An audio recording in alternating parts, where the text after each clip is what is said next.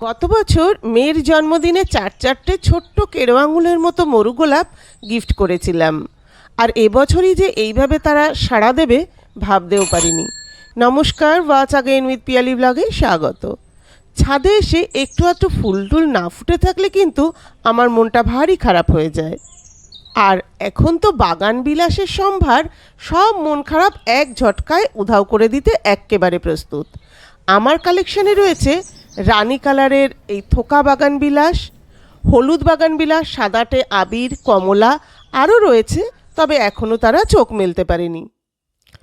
আর সেই দুর্গাপুজো থেকে এখনও এই পদ্ম রোজ দু একটা করে ফুটে ফুলের ঝুড়িতে তার উপস্থিতি জানান দেয়।